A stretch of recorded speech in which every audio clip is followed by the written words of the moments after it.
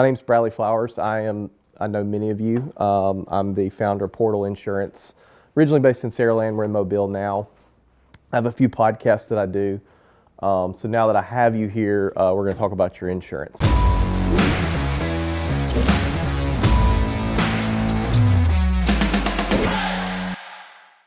I'm kidding. I have a few podcasts that I do. Podcasts completely changed my life, changed my business in many different ways.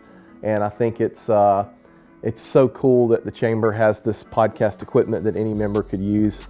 It was not my idea, so just FYI. But I think it's a really good benefit. And as soon as we got that, I think I told Ben and Shiloh, anything I could do to help facilitate Chamber members and other business owners to do a podcast, whether it be on a regular basis or just a one-off. I'm happy to do anything of that nature. I'm going to give kind of a short presentation today. I'm using my phone as my notepad, which is like the most millennial thing ever. And I hope to leave as much time at the end for Q&A. So think of any questions you may have. And I'm sure there will be some. I'll tell a story to start, and it kind of gets into like why podcasting. How many people here listen to podcasts? Okay, how many people here have no idea what a podcast is? Okay, good. When I was in high school, I actually guest hosted a radio show once a week called High School Today in the town I grew up in. And it was basically like they would bring in a couple kids from each high school and you would just kind of talk about what's going on. Sports show did this, our sports team did this person did this, that sort of thing. Real quick 5-minute segment. And I remember telling one of my teachers, like, how do I get a radio show? And she basically like kind of took me through, well, you have to go to a studio and you have to convince them, station has to, put you on. There's a gatekeeper there is basically what she said in a nutshell. And so the beautiful thing about podcasting is there's no gatekeeper. Any one of us could create a podcast tomorrow and become the next David Letterman, so to speak. Everybody here knows Joe Rogan. Joe Rogan Experience is the biggest podcast in the world. Joe Rogan is the David Letterman of our generation, regardless of whether you agree with his political views. And obviously he's getting a lot of hate right now in the world for some of the things he says. He has no station, no channel, no network. Nothing is keeping him from putting his show out. And that's the beautiful thing about podcasting is where in the past, if you wanted to be someone that was a personality or have some sort of show, you couldn't do that without convincing some other person who had to convince a person who had to convince a person, oh yeah, now you got to get sponsors. Whereas with podcasting, not only is the only barrier of entry is figuring out how to do it. That's literally it. There's no person there that says, yeah, your show gets this time slot. It's literally whenever you want to upload it, and the people that listen to it can listen to it whenever they want to. Does that make sense? So a couple stats when it comes to podcasting compared to other forms of media. How many people here have a business? All you guys have Facebook pages and Instagram pages and that sort of thing. Okay, so I'm not telling you not to do those things because obviously I do all those things, but one benefit to doing a podcast compared to other forms of social media and other forms of advertising is one, if we were to take all of the top 10 videos on Facebook ever, so the top 10 most viewed videos on Facebook ever, does anybody want to guess what the average audience retention is on those videos? So the average amount of time those videos have been watched. 7 seconds. So the top 10 most watched videos on Facebook ever, they only have been an average watch time of 7 seconds. Because the attention is just, everybody's trying to get, every time you get on your phone and you scroll, there's 35 to 100 people trying to get your attention all at one time. Okay? The average audience retention on a podcast, on all the podcasts on Apple, is 37 minutes. That includes all the podcasts that are less than 37 minutes long. The average retention is 37 minutes. So you're getting a higher quality listen. The person that's listening to you is really listening to every single word you say, every single word your advertisers say on your show. Does that make sense? Okay. Creating a podcast or like for your company versus creating a new brand. So so you created a new brand with the insurance guy. You could have just done a portal insurance podcast. Mm-hmm. What are your thoughts on creating a new brand versus? I think it depends on what you want to do and what works for you. You know what I mean? I think if you're looking at it from a strictly business standpoint, doing it coinciding with Beanville Bites is the way to go. Some things that pop in my head, we talked about. Go interview the chef at whatever restaurant. You know what I mean? Like there's things you can do. What I would probably do though, and I'm thinking about this from my point of view as a consumer, I'm more apt to listen to the weekly bite presented by Beanville Bites rather than the Beanville Bite Show. You know what I mean? When you do a podcast specifically to benefit your business, the longer you can go without mentioning your business, usually the more of your service you're going to sell, because the audience is more. We tell sponsors that we have what we call a sticky audience, because we're not selling to them 24/7. We very rarely, we have our little sponsors and that sort of thing, but it's never like, hey, you guys need to go do this right now. But when we do that 3 times a year, it works pretty well. You know what I mean? So I would either go Beanville Bites Show, or I would do some kind of name presented by the Beanville Bites. You know what I mean? Yeah. Does that make sense? Okay. Someone's like, hey, do you want to do a new home buyer thing? I'm like, because I will, because you want me to, yeah, but same thing. Me, I do the same thing. The reason those don't work is because for someone to come to that, they literally have to say, I have no idea how to buy a home, and I'm admitting it in public. Right. I've told everyone, if you want to do the new homebuyer stuff, do it in a webinar form. Yeah. And then just have it as a lead magnet where it's all the time running, and then they register, and it happens to be tomorrow. It's just not live. Right. Yeah. Right. But yeah, they've done a couple. I just haven't utilized it like I needed to.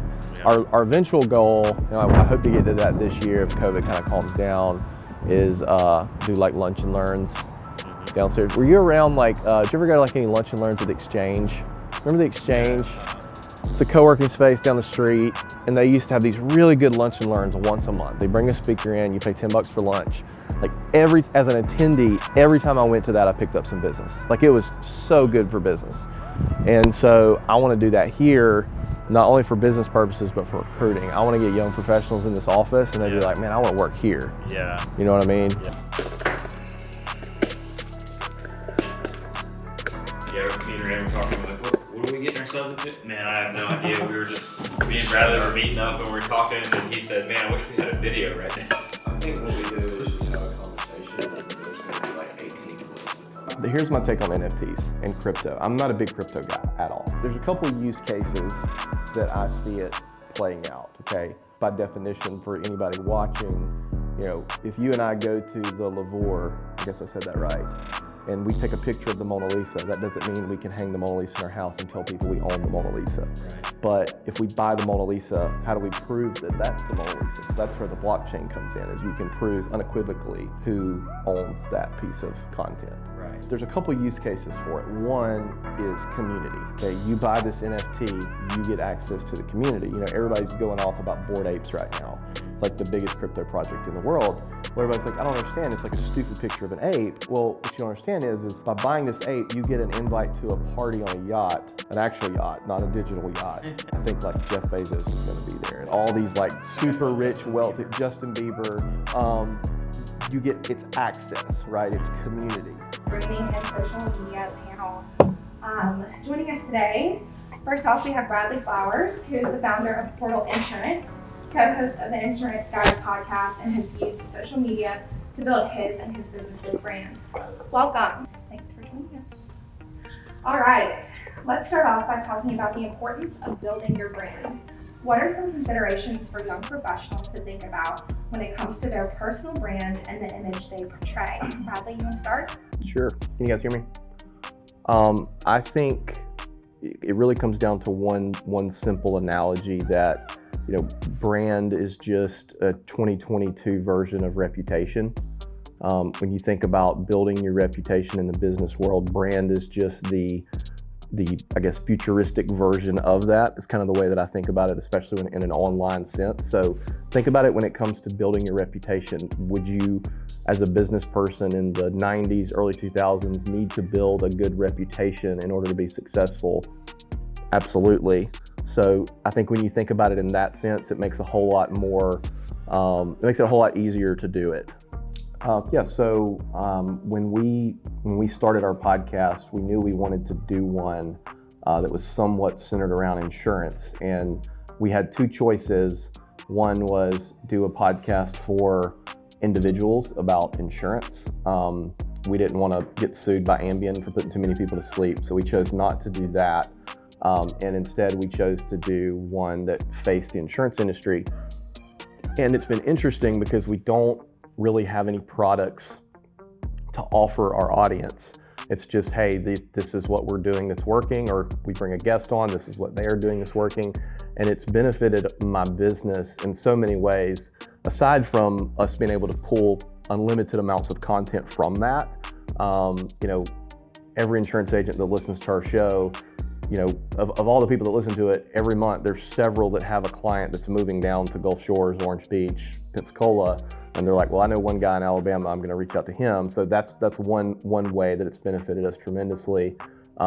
Another way has been being able to kind of figure out what's on the forefront tech-wise, so that we can implement that in our agency to help our clients, which is going to lead to, better profit, higher retention, that sort of thing. And then lastly, being able to kind of spot trends that are coming. So that's just some kind of indirect ways we're doing this podcast that really directly has no benefit to my business, has impacted my business. And that's what I tell people. Yesterday, I gave a talk to a Chamber of Commerce about podcasting. I said, if you could do anything podcasting content-wise, talk about something you're passionate about, whether or not it has a direct correlation with your business, because it will benefit your business. Yeah, in regards to the first question, Chris and I have a good friend named Chris Paradiso who is big on your company having a brand guide, which for him is literally a physical book, which is probably just a physical version of the Canva template file, but it's, hey, this is everything this is our brand. Like, it's this is how we write things, this is how we talk, that sort of thing. And all of his media team members have that. And I would encourage anybody who wants to spend a little bit of money on their brand to look at putting together some sort of guide for people. I can do that. Michelle can do that for you. I cannot. In regards to the second question, I kind of took it as like, is your personal brand different on Facebook than it is on LinkedIn? And it is different from your business. Yes, 100%. Michelle's personal brand is a completely different brand in my mind than Southern View Media. Can the two coexist and help each other? 1,000%. As far as LinkedIn versus Facebook, yes, the context of the content is going to be, you're gonna have to talk slightly different on LinkedIn than you do on Facebook. You don't post the picture of you at the bar on LinkedIn, but you might post it on Snapchat, right? So the context of it is different, but what I would tell you is the two have to be related. You know what I mean? I hate it when I go to someone's Facebook profile and then I go to LinkedIn, excuse me, it's completely fake. So I would say still be authentic. It's just, LinkedIn is the 8 o'clock keynote presentation at the conference. Facebook might be the after party. You're the same person, it's just a little bit more loose. So I would try to make the two related, but to be slightly different as it relates to the platform. With the exception of sometimes it does greatly benefit you to post something on a more professional platform that you normally wouldn't, because it gets a bunch of attention really fast. I was like, this is how much business we've written. Like, I really think y'all are missing out. At that time we were in Saraland. They didn't have any agents in Saraland. I was like, this is the fastest growing small town in Alabama. I wasn't able to make it last year, but I heard we had a great summit, and I know that the young professional group here will continue to Yeah, and you grow probably this could have and gotten a improve stead every point year. to, So but your it's a good engagement excuse to, today, because they the want to keep the feedback account, I'm today sure. will do a lot to sort of drive how we continue this program. So when I was first asked to present this, Yeah. I'm pretty sure I was asked in a text. Well, see, that's what Okay. Carruthers did with And I'm auto pretty sure owners. it's He kept because somebody showing them, dropped out. but I can't do But that regardless because of why, the stuff that I auto said, owners writes absolutely, here, you'll be nobody fine. else writes it. I have the You know? privilege, or I have had the I gotta privilege run. of working with I young appreciate it. people Yeah, in be the good. field of Absolutely. education. Yeah. But now what I